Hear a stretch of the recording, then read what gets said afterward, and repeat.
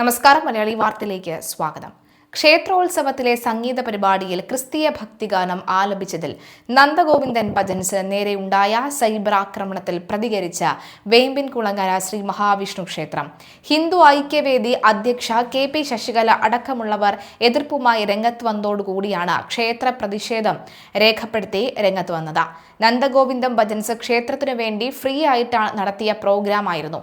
അത് കുറച്ചുപേർ വളരെയധികം വിവാദത്തിൽ എത്തിച്ചിരിക്കുകയാണ് എന്ന് ക്ഷേത്ര ഭാരവാഹികൾ പ്രസ്താവനയിലൂടെ അറിയിച്ചു. ക്ഷേത്രോത്സവത്തിനിടെ ക്രിസ്തീയ ഭക്തിഗാനം ആലപിച്ച നന്ദഗോവിന്ദൻ ഭജൻസിനെതിരെ ഹിന്ദു ഐക്യവേദി അധ്യക്ഷ കെ.പി. ശശികലയാണ് വിമർശനവുമായി രംഗത്തെത്തിയത്. കോട്ടയം വേമ്പിൻകുളങ്ങര ക്ഷേത്രോത്സവത്തിനിടയിൽ ഈ പരമദേവനഹോ എന്ന ഗാനം ആലപിച്ചതിനാണ് വിമർശനം. ചിക്കൻ മസാല നല്ലതാണ്, പക്ഷേ പായസത്തിലിടരുത്, ഒരു വീട്ടമ്മയുടെ ഉപദേശമാണിത് എന്ന് പറഞ്ഞുകൊണ്ടായിരുന്നു ശശികലയുടെ പരിഹാസം. ക്ഷേത്ര ഭാരവാഹികളുടെ പ്രസ്താവന ഇങ്ങനെയാണ്: ഈ സാഹചര്യത്തിൽ ഒരു കാര്യവും പറയാതിരിക്കാൻ വയ്യ. അതും പ്രത്യേകിച്ച് ക്ഷേത്രത്തെ സംബന്ധിച്ചാകുമ്പോൾ. നന്ദഗോവിന്ദൻ ഭജൻസ് കഴിഞ്ഞ 14-ാം തീയതി ഒരു പ്രോഗ്രാം ഞങ്ങളുടെ ക്ഷേത്രവുമായി ബന്ധപ്പെട്ട് നടത്തിയിരുന്നു. ക്ഷേത്ര പുനർനിർമ്മാണം നടത്തുന്നത് കൊണ്ടാകാം അതിനൊരു പ്രചാരണം എന്ന രീതിയിൽ നന്ദഗോവിന്ദൻ ഭജൻസ് ഫ്രീ ആയിട്ട് ക്ഷേത്രത്തിന് വേണ്ടി നടത്തിയ പ്രോഗ്രാമാണ്. അത് കുറച്ചുപേർ വളരെയധികം വിവാദത്തിൽ എത്തിച്ചിരിക്കുകയാണ്. ഒരു കാര്യം പ്രത്യേകമായി പറയാനുള്ളത്, ഒന്നാമതായി ഈ പ്രോഗ്രാം നടന്ന ക്ഷേത്ര മതിൽക്കെട്ടിനകത്തല്ല. അതിനുള്ളിൽ സ്ഥലമില്ലാതിരുന്നത് കൊണ്ട് വെളിയിൽ ഒരു സ്ഥലം അതിനുവേണ്ടി ഒരുക്കി എടുക്കുകയാണ് ചെയ്തത്. തന്നെയുമല്ല, ഈ നാട്ടിലുള്ള എല്ലാ വിഭാഗം ജനങ്ങളും അതിന് ഇന്ന് മതം എന്നൊന്നുമില്ല, എല്ലാവരും ഒരുമിച്ച് സഹകരിച്ചാണ് ഈ പ്രോഗ്രാം ഇവിടെ നടത്തിയത്. നന്ദഗോവിന്ദന്റെ സ്വന്തം തട്ടകം. അവർ വളർന്നത് ഇവിടെ നിന്നാണ്. നവീൻ LKG മുതൽ പഠിച്ചത് ഇവിടുത്തെ പള്ളി സ്കൂളുകളിലാണ്. പഠിപ്പിച്ചതും എല്ലാം വിഭാഗത്തിലുമുള്ള ടീച്ചർമാരുമുണ്ട്. അതിനാൽ തന്നെ പ്രോഗ്രാം കേൾക്കാൻ ഹിന്ദുക്കളും ക്രിസ്ത്യാനികളും ഒരുപോലെ സഹകരിച്ചിരുന്നുവെന്നും ജനബാഹുല്യം കണക്കിലെടുത്ത് ഫ്രീ പാസോടുകൂടിയാണ് പ്രോഗ്രാം കൺട്രോൾ ചെയ്തത്. ഇത് നാട്ടിലുള്ള എല്ലാവർക്കും പ്രോഗ്രാം കാണുന്നതിനും കേൾക്കുന്നതിനും ജാതിമത ഭേദമന്യേ പാസുകൾ വീട്ടിലെത്തിച്ചിരുന്നു. എല്ലാവരും വരികയും പ്രോഗ്രാം കേൾക്കുകയും ചെയ്തു. ഈ അമ്പലത്തിൽ നടക്കുന്ന എല്ലാ പരിപാടികൾക്കും എല്ലാ മതസ്ഥരും സഹകരിക്കാറുണ്ട്. ഇവിടത്തെ ദേശവിളക്കിന് നമ്മൾ വിളക്ക് കത്തിക്കുന്നതോടൊപ്പം തന്നെ ക്രിസ്ത്യാനികളും തിരിതെളിയിക്കാറുണ്ട്. താലപ്പൊലി കടന്നു പോകുമ്പോൾ അവർ വഴിയരികിലെല്ലാം തന്നെ തിരിതെളിയിക്കുന്നതും എല്ലാ വർഷവും നടക്കുന്നതാണ്. അതാണ് ഈ നാട്ടിലെ സമ്പ്രദായവും.